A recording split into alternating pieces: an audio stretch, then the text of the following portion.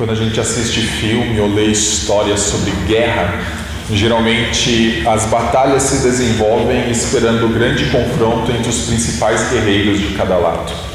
Se os irmãos já assistiram um filme chamado Troia, a grande expectativa era pela luta entre Aquiles e Heitor, o maior guerreiro da Grécia e o maior guerreiro de Troia. As expectativas giram em torno desses dois personagens. No momento em que os dois se colocarão frente a frente, então batalhariam até a morte. Aquiles e Heitor. De diversas maneiras, as guerras sempre esperam um momento em que os seus generais se colocarão um diante do outro, e então lutarão até a morte. Hoje nós temos uma guerra sendo iniciada nesse texto que a gente vai ler, sendo iniciada e sendo acabada, e a gente vai ver o motivo. Nós já estudamos esse livro dos Juízes desde o início, e nós vimos o quanto Deus tem sido benevolente com um povo que é mau, com um povo que esquece do Senhor durante 7, 8, 12, 18 anos, são algumas dos números que aparecem. O povo se dobrava diante de outros deuses, adorava outros deuses, prestava culto para tantas outras divindades e se esquecia do Senhor por dezenas de anos às vezes. E o Senhor, na sua misericórdia, levantava um juiz, e esse juiz era o grande libertador. Até aqui nós vemos os juízes se colocando no campo de batalha, eles enfrentando os reis. A gente lembra da história de Eude, que enfrentou um dos grandes reis de Canaã da época, aquele homem canhoto, que ele mesmo mata o grande rei, que oprimia o povo de Israel. A gente sempre vai ver Deus levantando na sua misericórdia homens para salvar Israel. Hoje eu quero mostrar que por trás de tudo isso, há Deus. E nesse texto de hoje a gente vai ver Deus se colocando na batalha. Não é um homem contra outro homem ou um exército contra outro exército. É Deus contra os seus inimigos. É Deus contra os inimigos do seu povo. Por isso o nosso texto é o inimigo como um só homem. E isso deve ser fé para aqueles que estão fracos. Juízes, capítulo 6, versículo 33 diz assim: E todos os midianitas e amalequitas e povos do Oriente se ajuntaram e passaram a se acamparam no vale de Jezreel.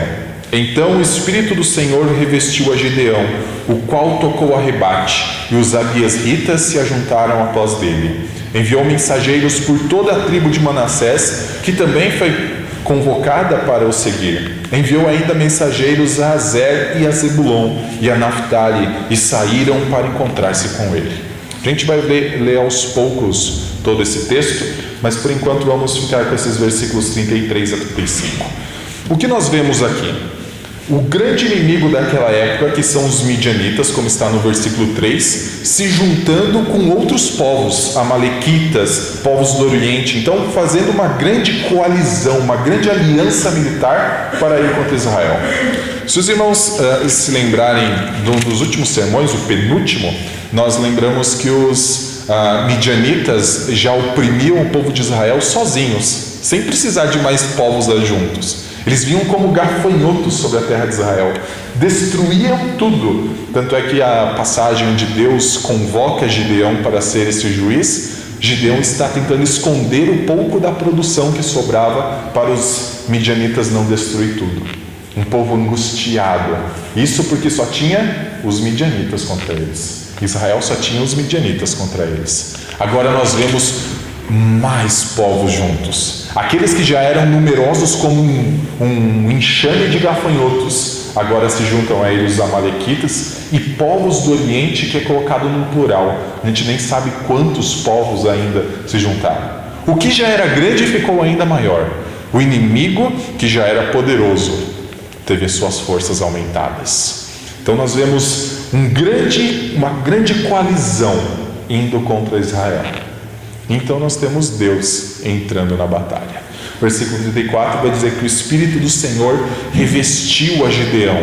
Esse revestir a Gideão, nós não podemos, como geralmente é entendido ao ler as Escrituras, ou pelo menos o que é ensinado, talvez não entendido corretamente. Quando o Espírito Santo reveste alguém, ele não reveste necessariamente de poder. Pode ser que lhe dê uma habilidade. Mas acima de tudo, quando o Espírito Santo entra na vida de uma pessoa, quando o Espírito Santo reveste alguém, principalmente no Antigo Testamento e no Novo, é para ele conferir autoridade. Então Gideão é revestido pelo Senhor e ele desenvolve então autoridade sobre o povo de Israel. Ele passa a ser o grande líder de Israel. Se os irmãos lembrarem das histórias dos primeiros reis de Israel, Saul e Davi, a gente vê que tem um momento em que Saul é rejeitado pelo Senhor. Então o espírito que estava com Saul deixa Saul e entra em Davi. Saul perde a autoridade de rei. Davi é o novo rei. Gideão agora está comissionado pelo Senhor, revestido pelo Espírito do Senhor como autoridade. Sendo a autoridade de Israel, vendo uma grande coalizão de inimigos vindo ao encontro, passando o vale de Jezreel, ou seja, já muito próximo da terra onde Gideão e os povos de Israel habitavam. O que esse grande líder faz? O que essa nova autoridade de Israel, que é Gideão, faz? Convoca um exército. E é isso que a gente tem no versículo 35. Enviou mensageiros por toda a tribo de Manassés, que também foi convocada para o seguir. Enviou ainda mensageiros a Azer e a Zebulon e a Naphtali, e saíram para encontrar-se com ele. Nós temos então a reunião de milhares dentre os israelitas para enfrentar essa grande coalizão militar. Se os irmãos forem para o capítulo 7, versículo 3, vai dizer no final assim: então voltaram do povo 22.000 e 10.000 ficaram.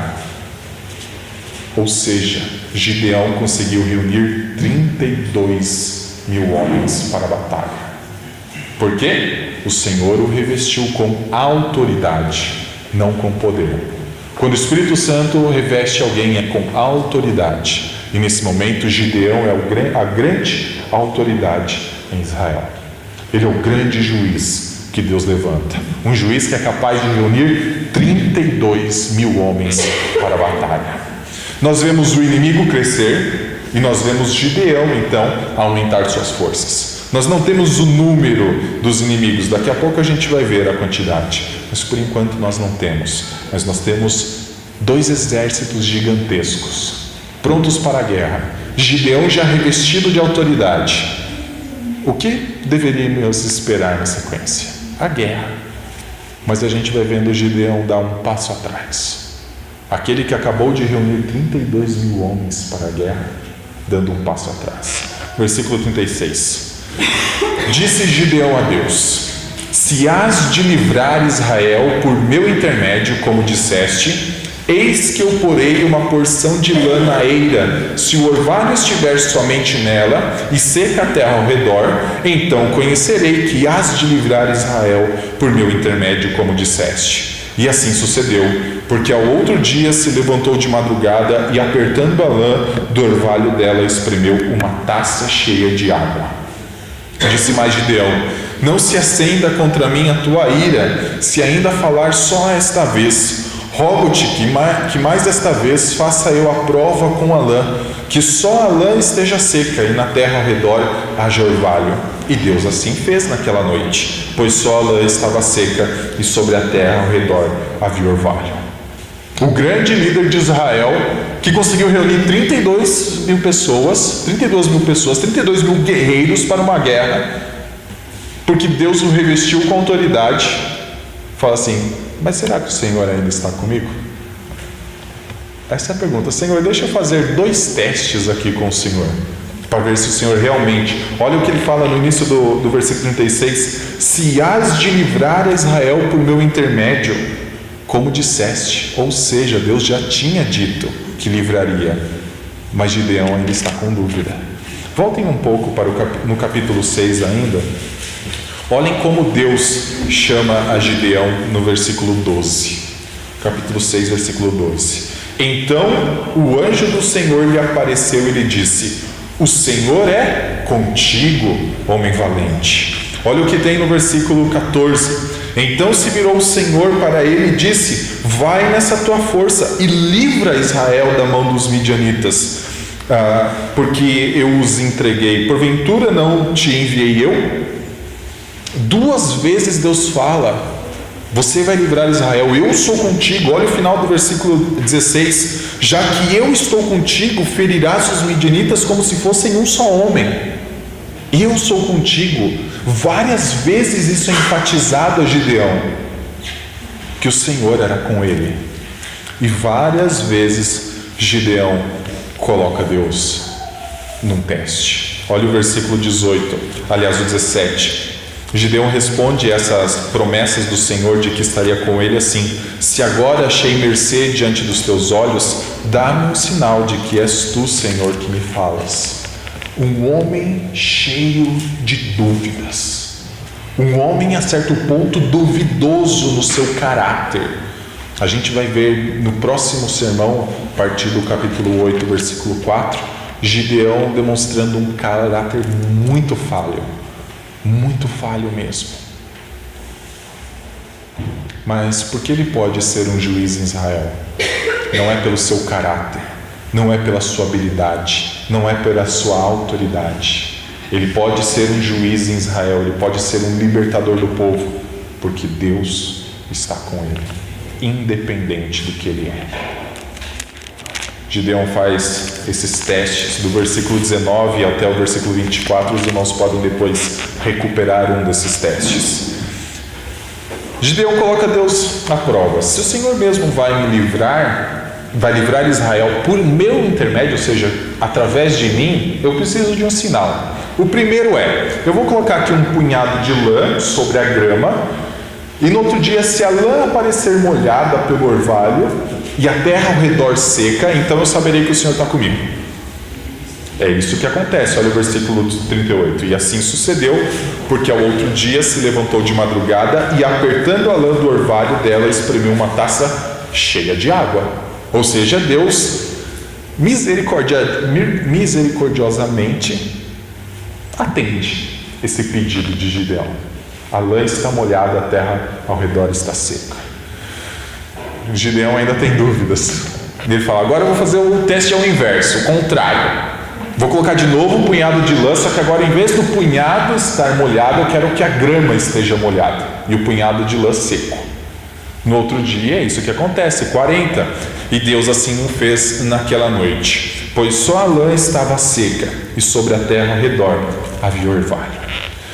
Por que desses dois testes? Por que Gideão coloca esses dois testes ao Senhor? Gideão não tem certeza se é o Senhor. Não é se ele tem dúvida da capacidade de Deus. Não é se ele tem dúvida sobre se Deus está com ele, não. Deus está falando com ele a todo instante. A dúvida é realmente Deus? É realmente o Senhor dos Exércitos? Se os irmãos voltarem um pouco, essa era a dúvida lá atrás. No versículo 17, vai dizer assim: se agora achei mercê diante dos teus olhos, dá-me um sinal de que és tu, Senhor. A grande dúvida não é sobre o poder. A grande dúvida não é sobre o que Deus é capaz de fazer. A grande dúvida é se é Deus, porque ele sabe que o Deus dos seus pais já fez muitas coisas. A dúvida é se é realmente o Deus dos seus pais que está diante dele. Por que o teste com o orvalho? Porque geralmente se associava a Baal esse teste. E Baal era o grande ídolo idolatrado pelos midianitas. Baal era aquele que era considerado o Deus das chuvas. Mas lembrem-se que pouco antes de iniciarmos esse texto, Gideão, do versículo 25 ao 32, destrói o altar de Baal. A dúvida de Gideão é: quem está diante de mim? Baal ou Yahvé? E dele lembra: Baal não deve ser, porque eu acabei de destruir o altar de Baal. No versículo 27 a gente vê assim, então Gideão tomou 10 homens dentre os seus servos e fez como o Senhor lhe dissera. Temendo ele, porém, a casa de seu pai e os homens daquela cidade, não o fez de dia, mas de noite. 28, levantando-se, pois, de madrugada, os homens daquela cidade, eis que estava o altar de Baal derribado. Então aquele que é considerado o Deus das chuvas, do orvalho, na mente de Gideão, o seu altar, a sua estátua estava destruída. Ele quer saber se pode ser esse Deus ou não. Na sua mente ele faz o seguinte teste: se não me atender, é Baal. Se me atender, é Deus. Eu acabei de destruir o altar de Baal. Baal não vai atender o meu pedido. Baal não vai atender o meu teste. A grande dúvida é: quem está diante de mim? E a resposta é: Deus está diante dele. Os inimigos se reuniram, milhares, amalequitas, somados aos povos do Oriente, ajudando o já poderoso povo midianita. Gideão reuniu 32 mil, mas a dúvida é Deus que está comigo? Deus então responde com esses dois testes, que é. Só que daí Deus vai fazer o improvável. Numa guerra onde os povos já são fortes, onde o inimigo é poderoso, o que você espera? Quanto mais soldados, melhor. Quanto mais homens para a guerra, melhor. Agora Deus propõe um teste a Gideão. Gideão é o grande general para essa batalha. Gideão é aquele que vai para a guerra. Ele tem 32 mil ao redor dele. Deus propõe um teste. Se você confia mesmo que sou eu com você, você vai atender a este teste. Inverte-se a moeda. Gideão acabou de testar Deus. Deus testa a fé de Gideão. Capítulo 7, versículo 1 diz assim: então Jerubaal, que é o nome de Gideão, que é Gideão. Capítulo 7, versículo 1. Então Jerubaal, que é Gideão, se levantou de madrugada e todo o povo que com ele estava, e se acamparam junto à fonte de Arode, de maneira que o arraial dos midianitas lhe ficava para o norte, no vale de fronte do outeiro de Moré. Ou seja, se preparou para a guerra. 2. Disse o Senhor a Gideão: é demais o povo que está contigo, para eu entregar os midianitas nas suas mãos. Israel poderia se gloriar contra mim, dizendo: a minha própria mão me livrou. Apregou-a, pois, aos ouvidos do povo, dizendo: quem for tímido e medroso, volte e retire-se da região montanhosa de Gileade. Então voltaram do povo 22 mil, e 10 mil ficaram, ou seja, tinha 32 reunidos. Disse mais o Senhor a Gideão: ainda há povo demais, faze-os descer as águas, e ali os provarei. Aquele de quem eu disser, este irá contigo, esse contigo irá. Porém, todo aquele de quem eu disser, este não irá contigo, este não irá. Fez Gideão descer os homens às águas. Então o Senhor lhe disse: todo que lamber a água com a língua, como faz o cão, esse porás à parte, como também a todo aquele que se abaixar de joelhos a beber. Ou seja, separar em 2 grupos. 6. Foi o número dos que lamberam, levando a mão à boca, 300 homens. E todo o restante do povo se abaixou de joelhos a beber a água. Então disse o Senhor a Gideão: com estes 300 homens que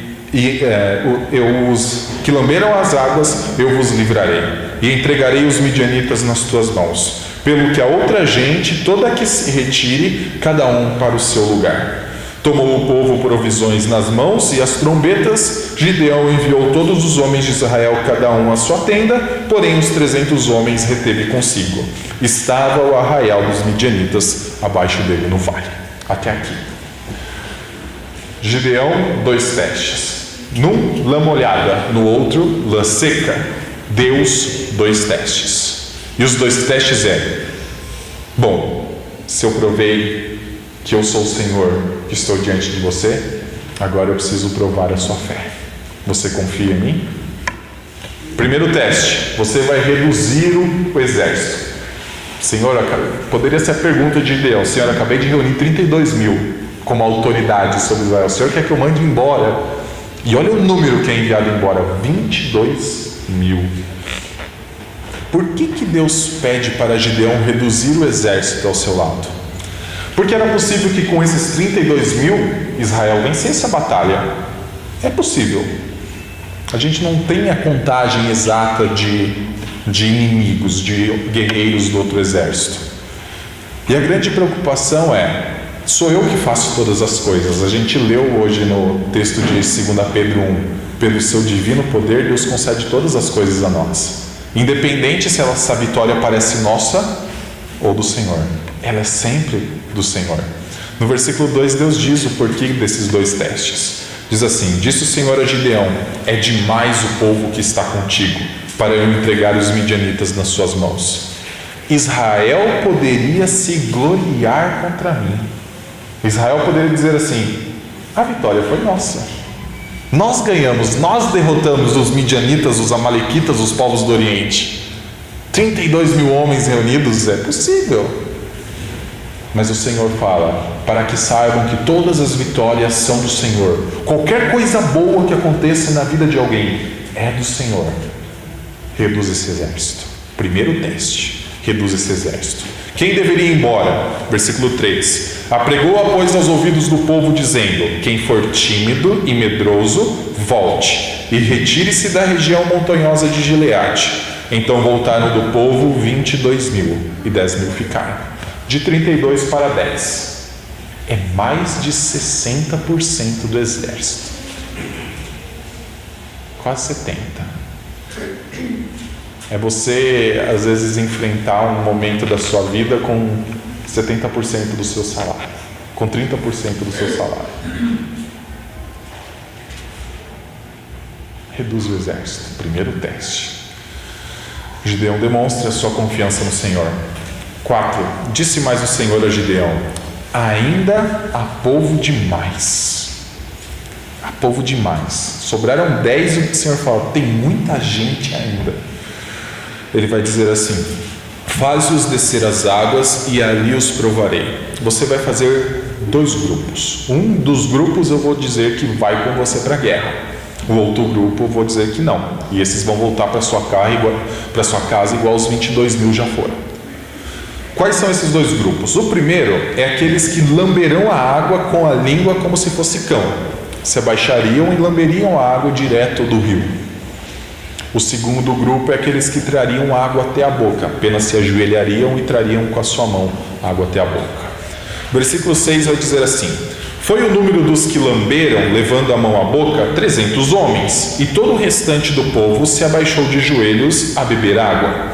Então disse o Senhor a Gideão: com estes 300 homens que lamberam a água, eu vos livrarei. 300 homens é menos de 1% do que Gideão já tinha. Gideão teve 32 mil homens. 10% seria 3 mil homens. 3.200 homens. 1% seria 320. 300 é menos do que 1% da força humana engariada para essa batalha. O que você faria na posição de Gideão?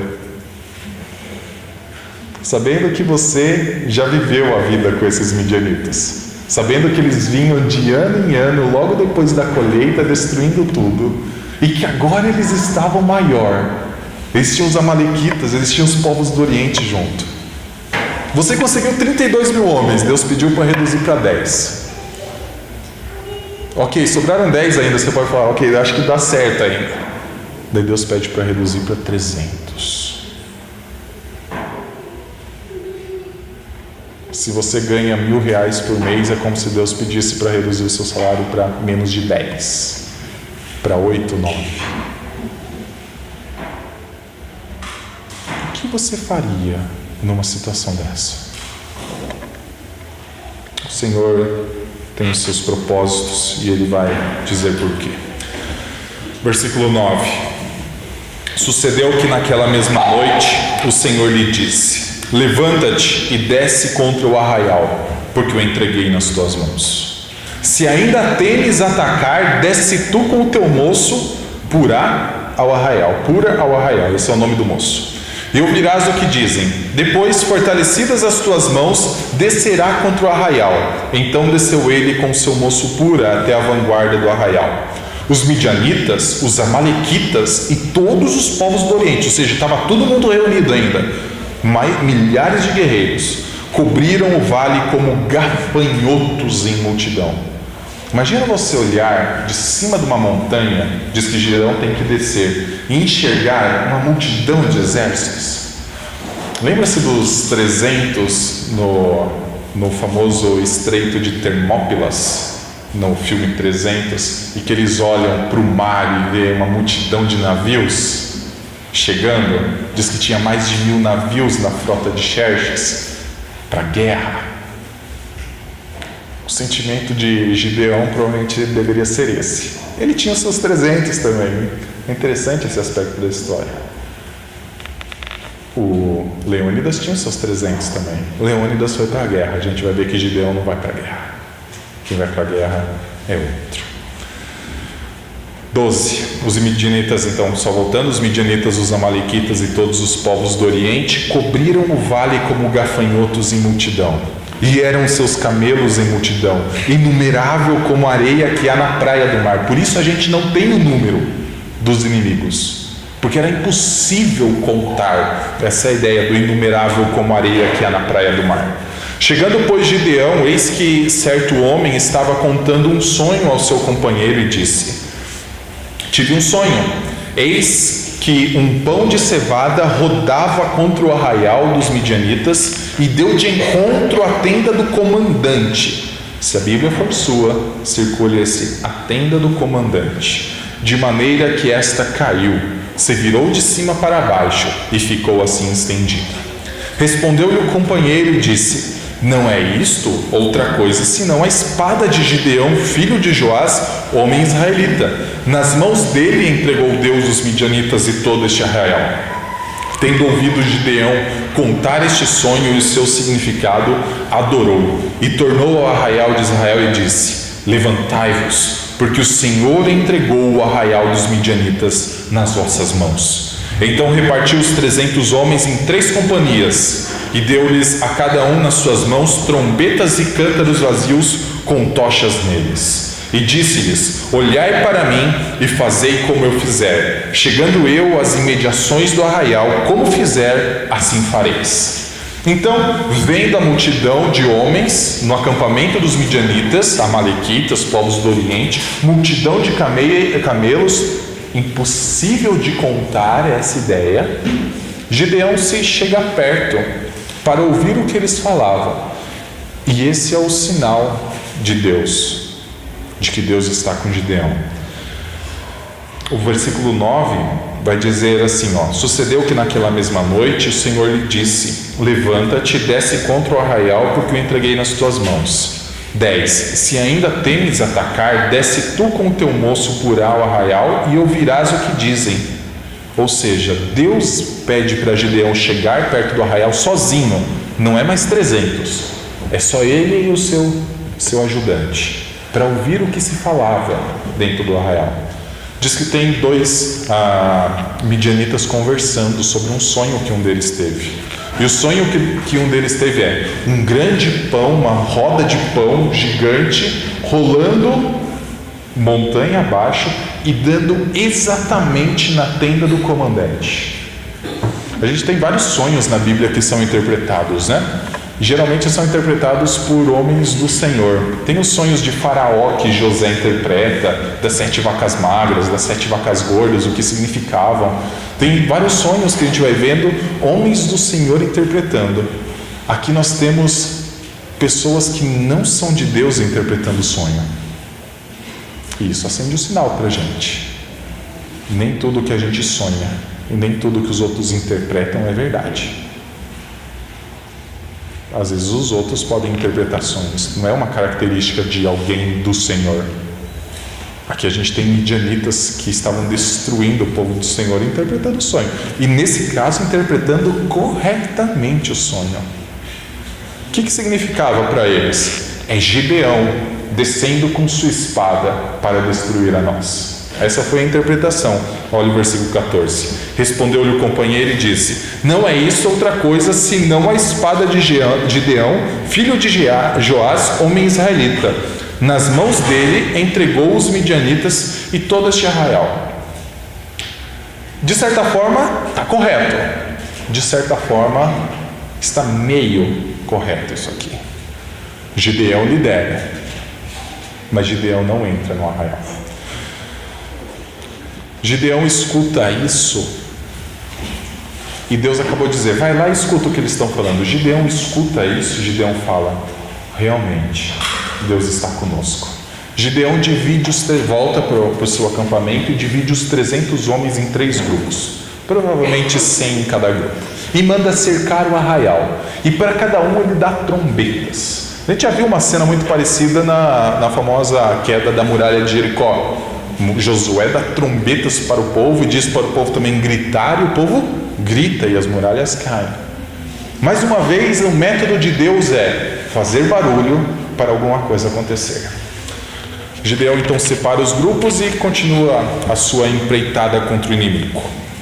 Versículo 18: quando eu tocar a trombeta e todos os que comigo estiverem, então vós também tocareis a vossa ao redor de todo o arraial e direis, pelo Senhor e por Gideão. Chegou, pois, Gideão e os 100 homens que com ele iam às imediações do arraial, ao princípio da vigília média, havendo-se pouco tempo antes trocado as guardas, e tocaram as trombetas, e quebraram os cântaros que traziam nas mãos. Assim tocaram as 3 companhias as trombetas, e despedaçaram os cântaros, e seguraram na mão esquerda as tochas, e na mão direita as trombetas. Cadê a espada? Não tem espada até agora. Que tocavam e exclamaram, espada pelo Senhor e por Gideão. Mas nas suas mãos tinha trombetas e cântaros, mas eles não tinham espada. Espada pelo Senhor e por Gideão. 21. E permaneceu cada um no seu lugar ao redor do arraial, que todo deitou a correr e a gritar e a fugir. Ao soar das 300 trombetas, o Senhor tornou a espada de um contra o outro, e isto em todo o arraial que fugiu rumo a Zererá, até Bet-sita, até o limite de Abel-meolá, acima de Tabate. Então os homens de Israel, de Naphtali, de Azer e de todo o Manassés foram convocados, e então perseguiram os midianitas. Gideão enviou mensageiros a todas as montanhas de Efraim, dizendo, descei de encontro aos midianitas, e impedi-lhes a passagem pelas águas do Jordão até Bet-bará. Convocados, pois, todos os homens de Efraim, contaram-lhes a passagem pelo Jordão até Bet-bará. E prenderam a 2 príncipes dos midianitas, Oreb e Zebe. Mataram Oreb na penha de Oreb, Zebe mataram no lugar de Zebe. Perseguiram os midianitas e trouxeram as cabeças de Oreb e de Zebe a Gideão, da além do Jordão. 3 companhias, 3 grupos de guerreiros, cada um provavelmente com 100 homens, circulando um arraial gigantesco de tantos inimigos. Tocam a trombeta, quebram os cântaros e gritam, espada pelo Senhor e por Gideão, sem ter espadas nas mãos. O que Deus faz não é o que Gideão faz, não é o que os israelitas, esses 300 israelitas fazem. O exército foi reduzido de 32.000 para 10.000, para 300 e para um único homem, lutando contra o inimigo, como se fosse um só homem. Quem é esse homem? Quem é essa pessoa? Deus, lutando contra os midianitas. Qual a forma de Deus lutar? Está no versículo 22. Ao soar das 300 trombetas, o Senhor tornou a espada de um contra o outro. Israel não precisou sacar as espadas da bainha, largaram uma trombeta para pegar a espada na mão, largaram os cântaros quebrados para pegar a espada na mão. As espadas ficaram nas bainhas, as espadas ficaram guardadas. Quem fez a guerra, quem destruiu os midianitas e fez eles dispersarem, e quando um grupo, geralmente quando a gente conhece numa briga, é sempre melhor estar em grupo do que cada um correndo para o lado. Quem fez esse grupo que era forte, que era numeroso, formado por 3 ou mais grandes povos, se dispersarem foi o Senhor, fazendo com que ao soar das 300 trombetas, as pessoas dentro do arraial não se conhecessem. Uma atacar a outra com a sua própria espada. Não é a espada de um israelita, é a espada de um midianita contra o midianita, é a espada de um amalequita contra o amalequita, povos do Oriente contra povos do Oriente. De 32 para 1. E esse 1 muito melhor do que 32 mil. Porque esse 1 é o Senhor. Então os povos se dispersam, cada um tentando fugir, porque começaram a se matar dentro do acampamento, então eles estão enfraquecidos. Então 300 homens podem dar conta do recado, porque tudo foi iniciado pelo Senhor.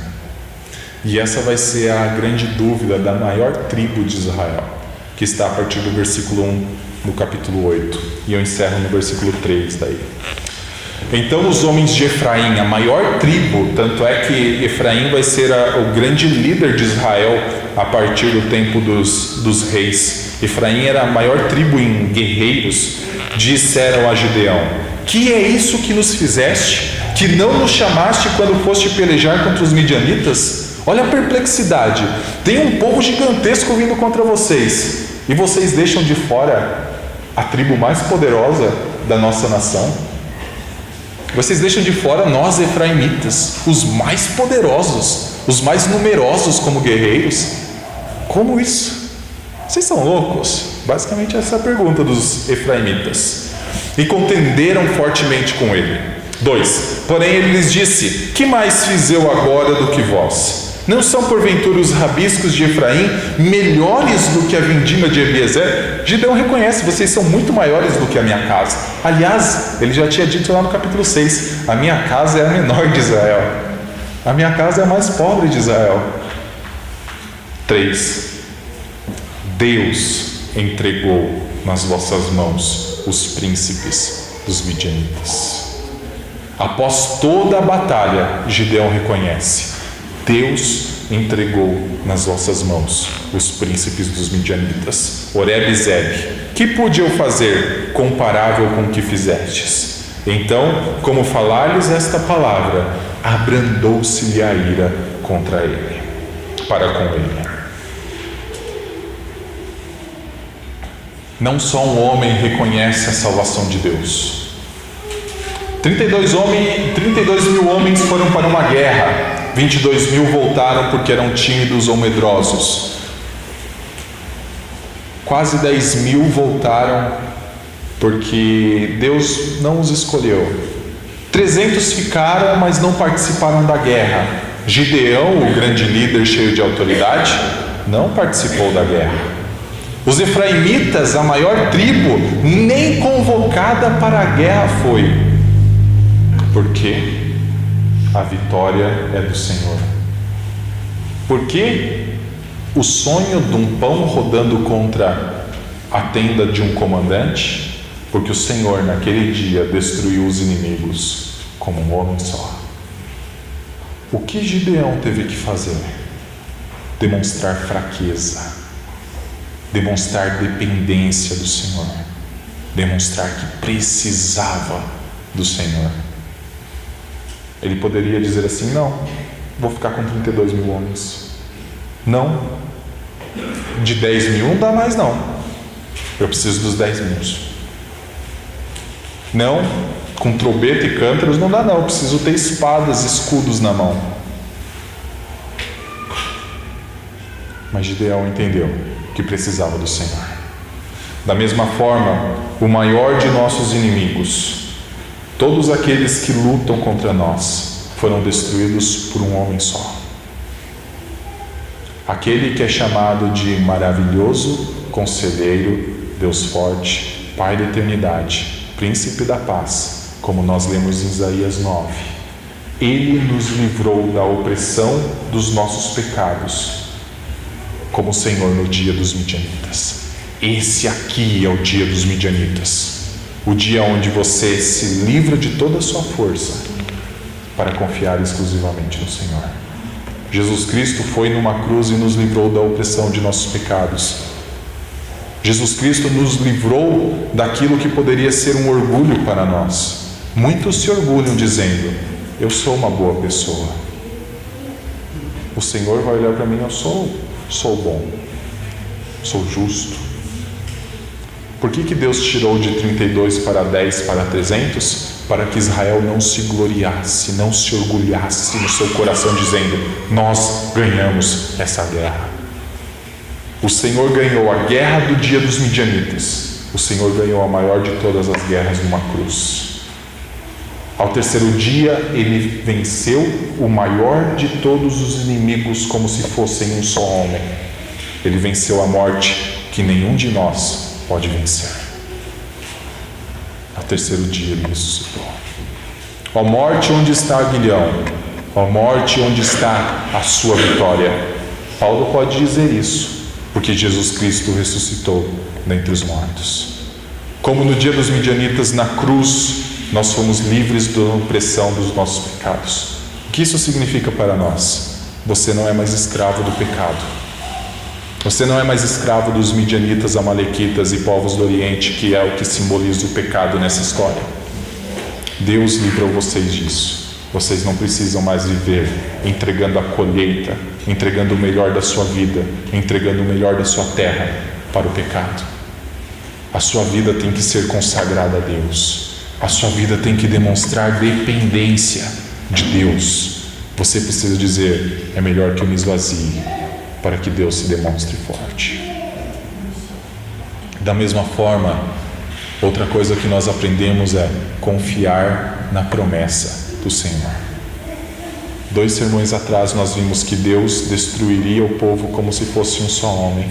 Os exércitos do inimigo aumentaram nesse período. Gideão tentou reunir o seu exército e Deus falou: mas é como um só homem. E Ele cumpriu essa promessa. O Senhor prometeu nos dar vida, livrando-nos do pecado. Ele nos transportou do império das trevas, nos levando para o Filho do reino do seu amor. Ele fez isso. Hoje você pode, ao olhar para aquilo que você sabe que é pecaminoso, que você sabe que fará você falhar diante dos olhos de Deus, e dizer: eu não quero isso. Dizer: eu não vou fazer isso. Porque a opressão dos midianitas, a opressão do pecado, não existe mais.